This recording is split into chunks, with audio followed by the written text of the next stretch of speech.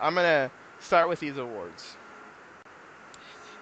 Okay. The I'm gonna give the best manager blow up of the year award to Jim Leland's 2 in the span of a week, and the one where it was against the Blue Jays on Yeah. the safe call that was turned into out, or was it out turned into safe? It's It safe was safe turning turned into out. out, and then he comes out and just lays into the manager, gets thrown. That's my pick. I mean, I don't, I see most of them, but when you start miming the umpire, I mean, you've got the you're doing Hmm. pretty well when you start miming the Yep. umpire because it was such a stupid call. I mean, there was they were trying it was an attempt to sacrifice bunt, Hmm. right? Yeah. The Bunted is. Yeah. sacrifice, and they executed it perfectly. He was out, and the umpire looked like Ed Rockwell, looks like confused, like he's never seen it before, and he just stands there for a second, and he signals safe, like, oh, I guess something. Yep. And then they go and talk to the home plate umpire who calls him out, and it's like, what are you doing, Yeah. man?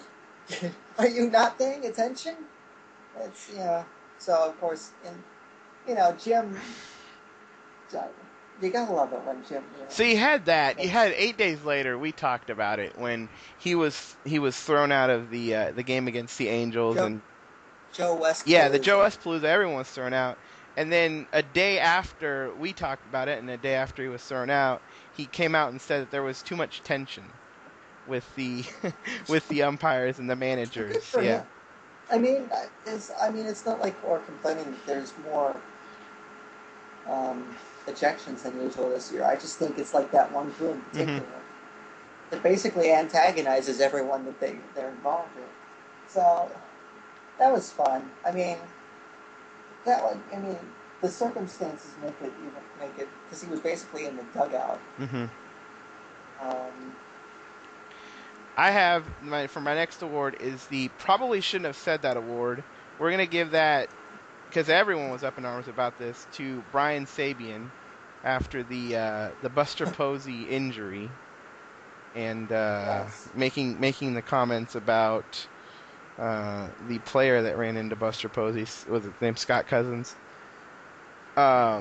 Probably shouldn't have said that. It was probably should have because said that. as everyone's But pointed out, but Brian Sabian has only been able to develop 2 real position players, Posey and Pablo Sandoval. So maybe it's on him for not being able to bring more production out of position players that you're not getting off waivers or who have failed with other teams.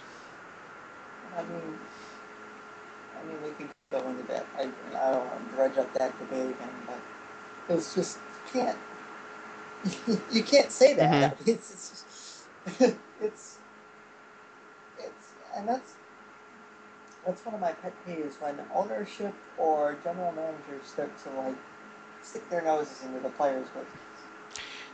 I mean, if you really hate it, then next time you see Cousins, hit him in the back, be Yeah, done with it. Obviously, it's not going to truly even the score, but it's yeah. yeah, it's just it's stupid. I don't know why you go. No, it felt like he was just trying to start the fire. I don't know if he even thought that it would cause the firestorm. It did because he backed off pretty quickly. Yeah. Um, and my other favorite thing was someone dug up an article about him basically being extremely inconsistent. Said something else about not quite the same sentiment in terms of bowling over catchers that he said a couple years ago or Hmm. something like that. I don't have it at my disposal, Yeah, that's but all right. it was yeah. I just remember the title of the article was that Brian Sabian is not very consistent on his views in catcher collisions. So so that was fun. Um, The next award that I have is well, okay. The next award is the you're a left-hander and you give up a hit to Adam Dunn award. let's see who qualifies You're here. a left-hander and you Let gave me up a hit to Adam Dunn award, and I had to look this up on I think Fangraphs. I've never used that service before, but I wanted to just see how many hits he's had off left-handed pitching, and it really has been just 2 this year. Isn't it 2? So Yeah. the 2 winners. Up until let me get this for you. No, I have it. Yeah. Oh, you have them? Charlie Okay, go ahead. Furbush, and a month later, Jeff Francis. Wow. 2 hits. Yeah. Up until last week, Clayton Kershaw had as many hits off left-handers as Adam Dunn. Just to put that out there, I bet there's a number of pitchers that. I'm sure. Hits off left-handers. Adam Dunn. Yeah, especially if you're playing in the NL all year as opposed to AL pitchers doing interleague play, but that's horrible. And I mean, you watch Adam Dunn play this year, and it's like he's not even close. He's already well on his way to obliterating his career high in strikeouts. I mean, well on his way. 100.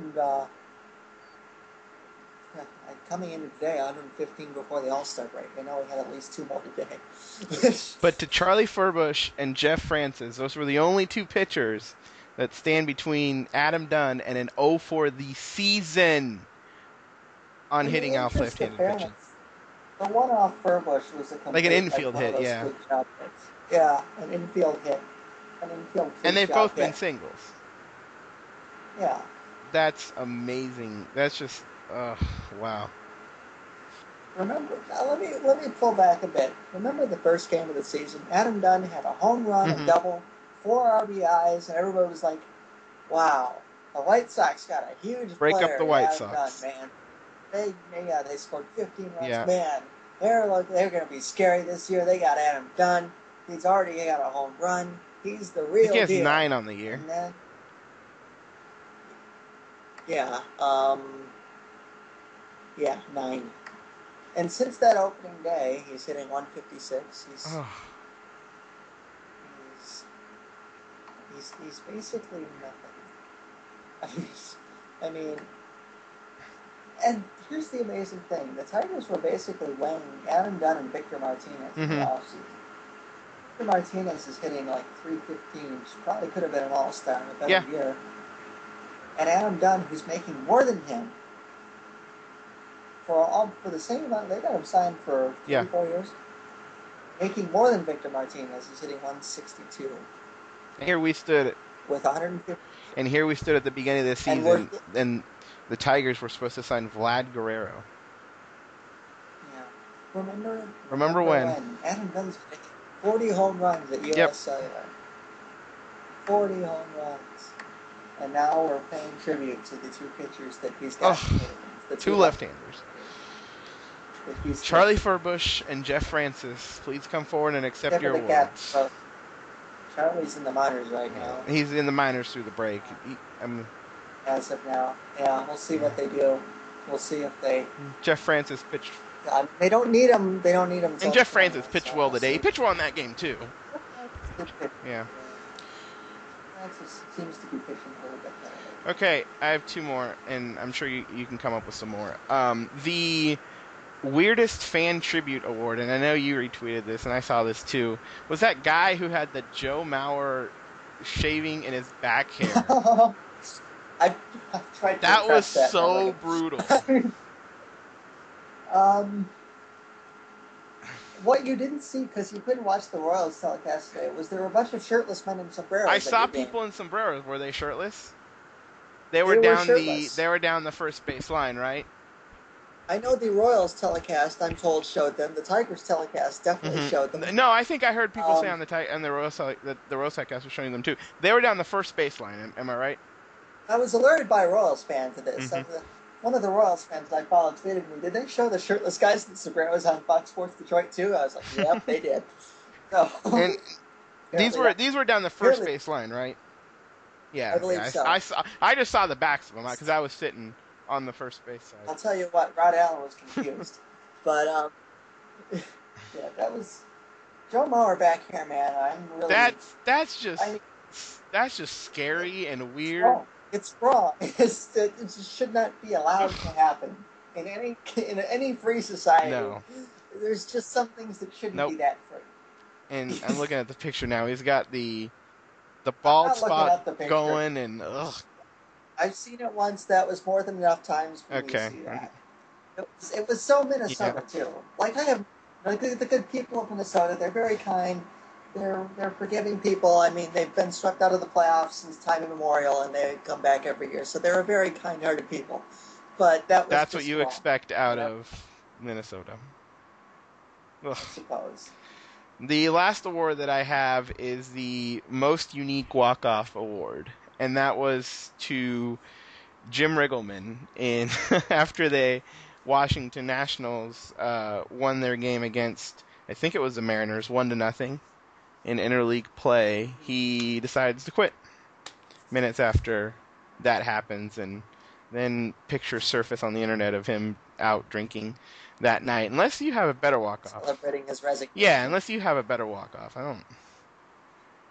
Well, I no. mean, there are probably actual walk-offs that are I'm more trying to think exciting. of the intentional. I mean, I can think of something that's happened twice this year, except it was in the top Mhm. of the ninth, and it happened for the road Mhm. team. Is that the intentional, the wild pitch intentional walk? Oh yes. Uh, I know it happened. Actually, this might be weird because the Mariners were playing a road game at Against home the Marlins. against the Marlins, Yes, yes. The and Seattle won YouTube that kicked us game. out award. Yes, and Seattle won that game when a Marlins pitcher threw away an intentional Mhm. ball. They were playing at their home stadium, yet it was a road game. So they've just taken the lead in the ninth inning, and the crowd is going crazy, and it was on an intentional ball, and it wasn't a walk-off. That might be one of the weirdest things I've Yeah. ever seen. That was, of all the strange, I don't know. I'm trying to think. I mean, that's not a technical weirdness. That's not technically a Oh, walk-off. weird So, and I mean, games. otherwise that would definitely qualify, I would Mhm. think. Because that was, and I mean, it happened to the White Sox Mhm. too. And I think it was Jordan Walden. This was in the process of a blown save. I think Jordan Walden threw Mhm. one away to the backstop. And of course, we've Um, had two intentional, or excuse me, we've had two walk-off balks this year. that's right. One of them was the Mets, Well, that's against the Braves. which is Yep. very typical. Um, Victor Martinez scored from first on him. That was, I mean, if anyone who's watched Victor Martinez knows that he's an honorary Molina in terms of running the bases Mhm. speed wise. So yeah, that was We an had the experience. Rockies game where Troy Tulowitzki scored from first. Oh, that's Yeah, a good one. the Brent That was a good one. Lillibridge. A fluke single that scored a runner from first to walk off the White Yeah. Sox. Yeah, that's a good one. Mhm. I'm trying to think hmm, let me see if I can. There's got to be a way for me to pull up every walk off on baseball. See, this is where I harness the power of baseball Mhm. reference because I'm going to see if I can. Unless you have any other categories to add. Well, whatever happened to Twins? The Oh best yes, Twins I had bullpen. that. Well, we got to Sorry, do I that one. I forgot. was waiting for that.